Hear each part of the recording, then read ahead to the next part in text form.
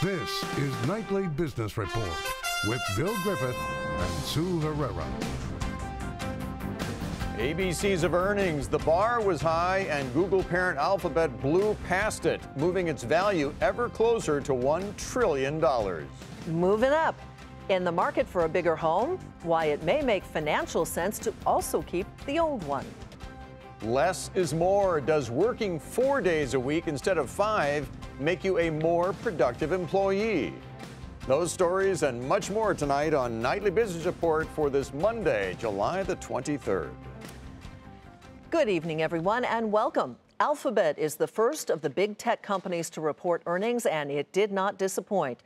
Google's parent company easily surpassed profit estimates thanks to strong sales of online advertisements and a decline in costs. So let's get right to those numbers for you. Alphabet earned $11.75 a share. The estimate was for a profit of $9.59. Revenue climbed 25% to more than $32 billion. Investors liked that report, sending shares higher in initial after-hours trading. Josh Lipton has more on Alphabet's quarter. A big number that investors make a beeline for in Alphabet's report, Google Properties. That came in at $23.3 billion, a jump of 26%. Aaron Kessler of Raymond James says that's important because that reflects the growth of search and YouTube, the core higher margin drivers of the business. Also, better cost controls in the quarter. TAC, or what Google pays its distribution partners, came in at $3 billion, a smaller increase, Kessler says, relative to recent quarters. For Nightly Business Report, I'm Josh Lipton, San Francisco. Joining us now to talk more about Alphabet's earnings beat and what he's expecting from other big tech names when they report later this week. Daniel Flax is senior tech analyst at Neuberger Berman. Daniel, thanks for joining us tonight. Great to see you both. Google, Alphabet, is such a far-flung company. Where did you find strength? What did you like about this report? I think, Bill, what was notable was that there was strength across a variety of areas. Core search was healthy. YouTube was strong. We're seeing the company make traction in initiatives like the Google Cloud Platform. And so when you put all that together, the company has built a series of platforms that we think will enable them to drive very solid revenue growth over the next few years. So we liked it overall.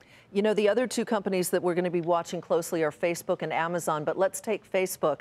You mentioned the fact that for Google, there was gains basically in a lot of different areas of the company. Do you expect the same types of results for Facebook and a positive result? We do expect solid revenue growth from Facebook, and we expect them on their earnings call, and we'll obviously see how the data comes in, to really spend time talking about how they're trying to improve safeguards around data and privacy. And that, of course, is an issue that all of these companies face. But given the scrutiny around Facebook, we'll look for a little bit more insight on that later this week. The other FANG stock we mentioned, Amazon. You either love it or you hate it. You want it to turn a profit finally at some point. But boy, it sure is getting into a number of areas in retail these days. What are you expecting from them this time around? We expect to see solid revenue growth, and what we'll be looking for, in addition to the core e-commerce platform, is really to gain additional insight into Amazon Web Services, which is their cloud platform, and also some of their newer initiatives, for example, like advertising. And so Amazon, as I think many of us appreciate, is an incredibly disruptive company. And so we'll look, besides for the data, to get a little bit more insight on some of the newer elements of their strategy later this week. You know, one of the things that Amazon has had to deal with and has created some volatility in its stock is the discussion of possible antitrust issues. Sometimes it's being tweeted out by the president, sometimes it's being mentioned by Wall Street analysts and the like. Do you expect any of that to be addressed, and do you view that as a problem for the company if indeed that discussion goes a little bit further? Well, I think that Amazon and, frankly, all of these companies are going to be facing a lot more in the way of scrutiny and regulation over the next several years. And that's as much a function of their size as the fact that they're playing an increasingly large impact on the economy. And so while I do think it is a headline risk, and if the company didn't take action, that it could become a larger risk, but what we've seen from Amazon in this example is that they're really trying to get ahead of some of these issues and doing their best to really attack them head on. And so We expect that to remain part of the story. It is a risk, but we think if they continue to innovate, to execute, and to invest in building a robust platform over the next several years, that they can continue to drive significant shareholder value over the medium to long term. Daniel Flax with Neuberger Berman. Again, thanks for joining us tonight. Thank you. On Wall Street, the Nasdaq closed at yet another record, and that was before the results from Alphabet were released. But lingering concerns outside of the tech sector capped the gains. The Dow Jones Industrial Average fell 13 points to 25,044. The Nasdaq added 21, and the S&P 500 was up 5. The Nasdaq may be at a record, but it's been about 6 months since the broader market last peaked. So where does the bull market stand? Well, Mike Santoli takes a look. This week marks 6 months since stocks last hit a record high. Is it still a bull market if it goes half a year without gaining altitude? And if so, what might get it flying again? The S&P 500 remains more than 2% below its January 26 record, having recovered most of the 12% February drop in a labored grind. Most corrections within bull markets are fully recouped in less time, but the prolonged sideways action in recent months might say more about the exuberant nature of that January peak than about the underlying strength of the market. Stocks had rushed to a 7% gain in less than 4 weeks in January, a pace unsustainable in any environment. But the performance for the year has been perfectly respectable. The S&P 500 is up close to 5% and on track for better than a 10% annual return, including dividends. This might not seem all that impressive given the 20% corporate profit growth in the first half of the year, but flattish stock prices and rising earnings have made the market appear far less expensive than at the peak, with the S&P's valuation back in line with its 5-year average. It's not unusual for stocks to stall in a trading range for months following a very strong low volatility year, such as 2017 was. There was a similar pattern of grudging gains and frequent pullbacks in the market back in 2014, in fact, also a midterm election year that followed a powerful rally the year before. Of course, a few big concerns specific to the current moment continue to restrain the market despite stellar corporate results. The intensifying trade conflict threatens to hurt U.S. exports, raise prices, and sap CEO confidence.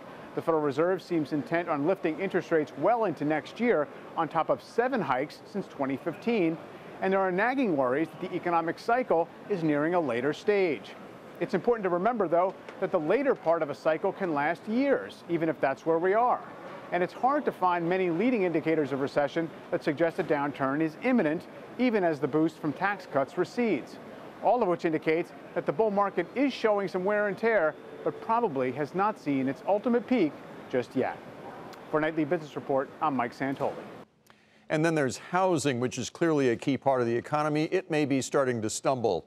A new report out this morning said that existing home sales fell 0.6% in June, its 3rd straight monthly decline. Tight supply and high prices have been turning off potential home buyers, especially those first-time buyers. And for those who want to move up to a bigger home, it's becoming increasingly difficult to find something affordable. But there's one strategy that's becoming more and more popular. Diana Olick tells us what it is. Liz Chamberlain is already feeling right at home in her new place in suburban Maryland. Girl. She and her husband didn't want to leave the city, but finding a larger house in D.C. for their growing family was just too expensive.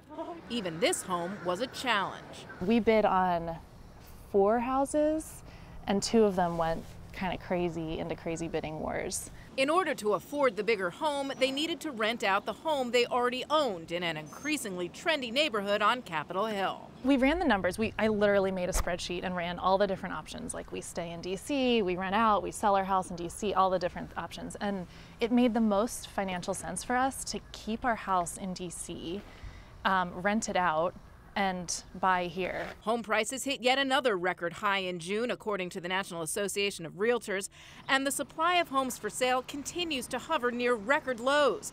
Part of that is because investors scooped up distressed homes during the foreclosure crisis, turning about 5 million of them into new single-family rentals. Demand for homes both to own and rent is still very strong as the largest generation, millennials, ages into marriage and family. Of course, not everyone can afford a down payment on a second home, but there are low down payment options. And it may actually be getting easier now to get a second mortgage, especially as interest rates rise and lenders are looking for more business. They are looking at the possibly making more loans. And prior, say several years ago, during the depths of the housing crisis, they would have been extremely strict, but now they are looking at the rental income as a mitigating factor for carrying two mortgages. Being a landlord does mean additional responsibility. Certainly, having an umbrella policy is a really good idea to make sure you're covered insurance-wise. And then I do think living in the house and really knowing it and making sure it's in good shape before you leave and rent it out is probably one of the best things you can do. Because the last thing you want as a new homeowner is old problems. For Nightly Business Report, I'm Diana Olick in Washington.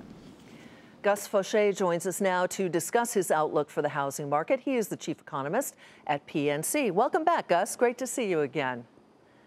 What do you make of? Thank you. What do you make of where we stand right now in the housing market? It certainly is, you know, a fascinating phenomenon from an economic standpoint. But with the decline in housing sales for the last couple of months, is it a sign that the market's peaked and is going down, or just slowing down? I think it's an indication that the market is just slowing down. Inventories have been very tight, so that's really constrained home sales. We saw sales fall in June, particularly in the South and West where markets have been tighter. So I think now that inventories are rising again, I think that there are more homes for sale. That will bring more buyers into the market, and I'd expect to see sales increase through the rest of this year. We need home builders to build more homes, especially for the first-time buyer. We need more homeowners who plan to sell to put their houses on the market, so we get more inventory out there. Is that going to happen? What's it going to take, do you think, down the road? You know, we are starting to see more inventories on the existing side, and we're also starting to see improvements in supply on the new home side. There are some constraints in home construction. There's a shortage of construction workers. In some parts of the country, there's a shortage of developable land. But I think we're seeing price gains of about 5 or 6% a year. That's going to lead to more people putting their homes on the market. That's going to lead to more home building. And so we'll eventually see supply catch up to demand. What about the interest rate phenomenon? I mean, we did see interest rates tick up pretty decidedly in today's trading session, and that will translate into higher mortgage rates. Are we at the level of interest rates on mortgages, the 30-year traditional mortgages, where it will slow down demand, or maybe not yet? You know, I think that the higher mortgage rates that we've seen over the past couple of years have weighed slightly on demand. That being said, there's still a lot of positives for housing demand. We have good job growth, we have rising incomes, we have better access to credit, and so I think you put it all together that higher mortgage rates are a bit of a headwind, but I still think there's some good tailwinds for the housing market, and so I would expect that we'll see sales increase over the second half of this year. All right, Gus, thank you so much. Gus Fauché with PNC Financial Group. Bill? Time to take a look at some of today's upgrades and downgrades. We begin tonight with Papa John's, which was downgraded to sell from hold at Stifel Nicolaus. The analyst there cites what he calls a toxic culture at that company that could hurt the prospects for a turnaround or maybe even a buyout. Separately, Papa John's said that its board had adopted a shareholder rights plan that would act against any move by its founder to take a bigger stake. At this point, John Schnatter and his affiliates already own just over 29% of the company. Price target now $38. Shares dropped by 9% today to $46.56. General Electric was downgraded to hold from buy at Argus Research, with the analysts there saying that GE may continue to struggle to meet the low end of its 2018 earnings guidance. The firm calls the outlook for GE's power business bleak. The stock dropped about 1% today to $12.99. Walgreens Boots Alliance was downgraded to market perform from outperform over at Cowen.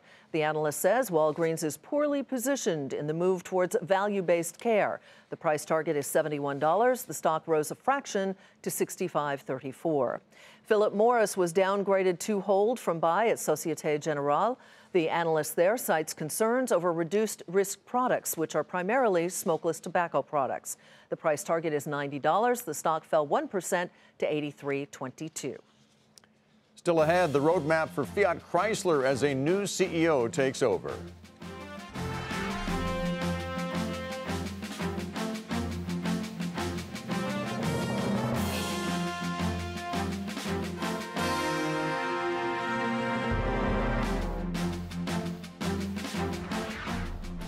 Mexico reportedly wants to reach a NAFTA deal with the White House by the end of August, and today President Trump hinted that something could be coming soon.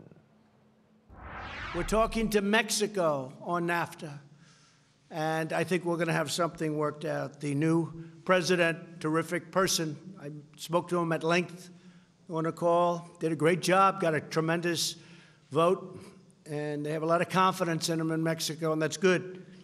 But we're talking to them about doing something very dramatic, very positive for both countries. The dollar fell against the Mexican peso when those comments were made this afternoon. Whirlpool was one of the first companies to get caught up in a trade spat, which is why tonight's quarterly results are being so closely watched. The appliance maker earned $3.20 a share, which was below expectations. Revenue fell to about $5 billion, also below estimates. And the stock took a hit in initial after-hours trading as costs for the company climbed. Contessa Brewer takes a look at the issues that company is facing. Whirlpool is blaming its disappointing performance in Europe, the Middle East, and Africa, and it's promising to take strong action to improve operational execution. But it lowered its full-year guidance, and shares plummeted more than 8% in aftermarket trading. The second quarter earnings miss shows Whirlpool struggling in spite of the 20% tariff on imported washing machines from its foreign competitors. Whirlpool felt Korean makers LG and Samsung were taking them to the cleaners and pressed Washington for more protection. The 20% washer tariffs announced in January were among the first the Trump administration slapped on imports. There was an immediate impact. The share price shot up. Whirlpool added 200 employees to its factory in Clyde, Ohio, and LG announced it would hike prices of its washing machines by roughly $50. But customers started seeing costs of washers and dryers climb across the board, up 20%, according to the Bureau of Labor Statistics, and the biggest monthly increases we've seen since the agency started keeping track. Whirlpool's told investors that it's paying substantially more for raw materials, in part because of tariffs on steel and aluminum. Tuesday, CEO Mark Bitzer will hold his earnings call, and analysts may press him to explain how the trade war has affected the company in the second quarter and what competitive impact LG's and Samsung's investments in the United States will have on Whirlpool. For Nightly Business Report, I'm Contessa Brewer. Hasbro gets a lift from Marvel toy sales, and that's where we begin tonight's market focus. The toy maker reported a decline in profit and revenue, largely due to the loss of its main retail partner, Toys R Us. But the results still came in ahead of Wall Street's lowered expectations. They were helped by strength in the company's entertainment and licensing division, as well as strong demand for Marvel and Beyblade branded products. Hasbro also said it plans to move some of its production out of China due to the ongoing tariff fight. Shares jumped more than 12% today to 106.04, making it the best performing stock in the S&P 500 today. Then there's the other company. Revenues came in stronger than expected to oilfield services provider Halliburton as production ramped up in the U.S., but the beat was overshadowed by concerns that demand is slowing for Halliburton's services in the Permian Basin. Shares fell by 8% on the day to 41.54, making it the worst performing stock in the S&P today. Higher selling prices helped egg producer Cal-Maine's profit rise, but a decline in sales volume did cause total revenue to disappoint. The company also warned that the market may see additional pricing pressures due to excess supply. Shares were off 2% to $44.95. Healthcare services provider LifePoint said it has agreed to be bought and taken private by the private equity firm Apollo Global Management. The price tag, nearly $6 billion. LifePoint Health will merge with another Apollo-owned hospital company, which will expand its operations. LifePoint Health rose 35% to $64.90. Illinois Toolworks said the stronger dollar would hurt margins and cut into its full-year profits. The industrial products maker also missed quarterly revenue expectations. The shares were off 7% to $136.26. And after the bell, TD Ameritrade said that cost cuts and higher trading revenues helped to offset a decline in new client assets. The brokerage firm topped both earnings and revenue expectations. The shares were volatile in after hours, but they finished the regular session up nearly 3% to $59.06. The longtime CEO of Fiat Chrysler and Ferrari has suddenly been replaced. The companies announced over the weekend that Sergio Marchionne's health rapidly deteriorated over the past week following shoulder surgery earlier this month. Shares of both Fiat Chrysler and Ferrari were lower as the automakers now face questions about their futures with new leaders behind the wheel. Phil LeBeau has more on this story.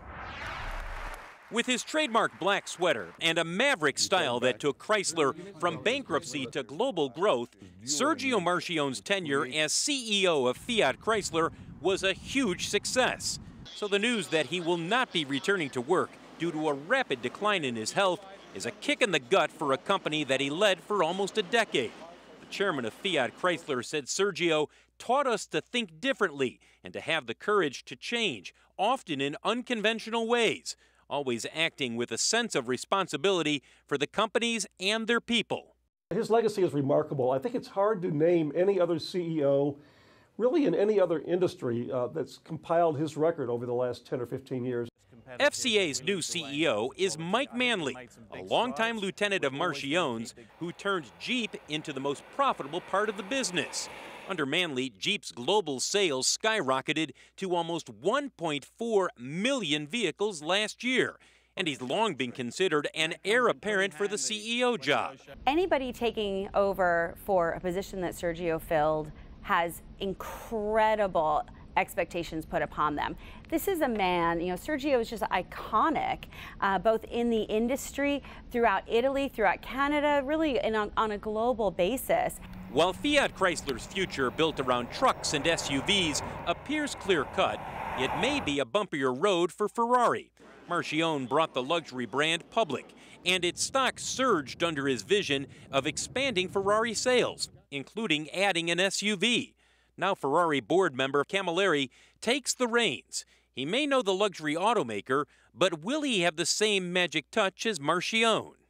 Sergio, as nearly everyone in the auto industry refers to him, was not a perfect CEO, and not everything he tried panned out. For example, Fiat compact cars never really caught on here in the United States. Still, Marchionne leaves FCA in far better shape than when he took over. Phil LeBeau, Nightly Business Report, Chicago. Coming up, why a 4-day work week could be good for business.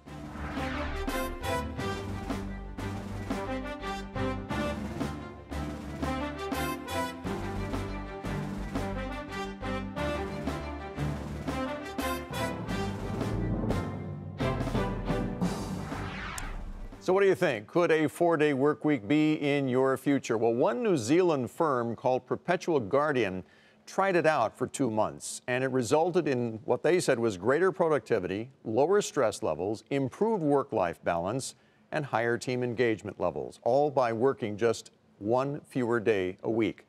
So is it in our future, and will it make us more productive? Joining us tonight, Mark Sanadella is CEO of the job search site Ladders, here to talk about that. Mark, good to see you. Thanks for joining us tonight. Thanks so much for having me. I was just reading today that it was in 1940 that the 5-day work week was mandated here in the United States. Before then, 6 days was more Things have common. gone pretty well since then. Okay. So here we are 78 years later. Are we efficient enough to move now to a 4-day work week? What do you think?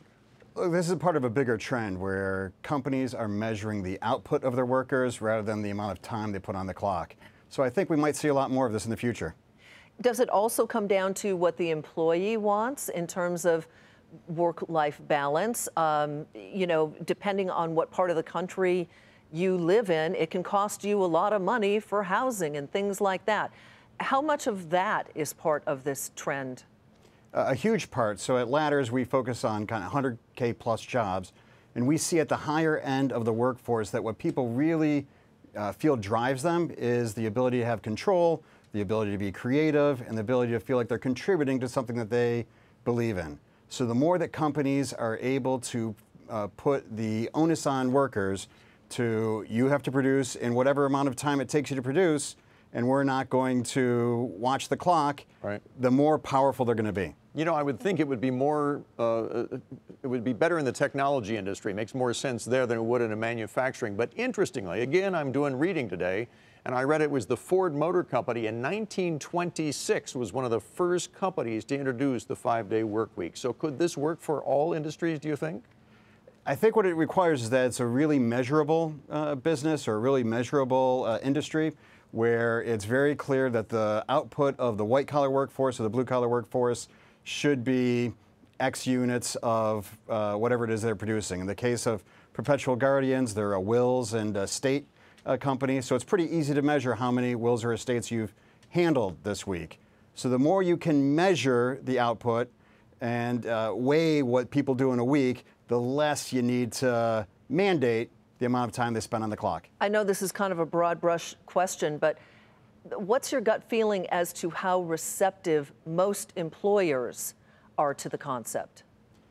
So I think a lot of employers feel that at first, this is just going to reduce my output, it's going to reduce my productivity. But in a similar vein, remote work has become a big part of the American workforce over the last 5 or 10 years. And there we're starting to see whole companies move to being remote workforces because they put in place technology and systems that allow them to measure the output. And I think as long as employers feel comfortable they can measure the output of their employees, the more comfortable they'll feel with being more flexible on the time that they do it. Mark, fascinating conversation. Appreciate your thoughts tonight. Mark Senadella with Ladders joining us tonight.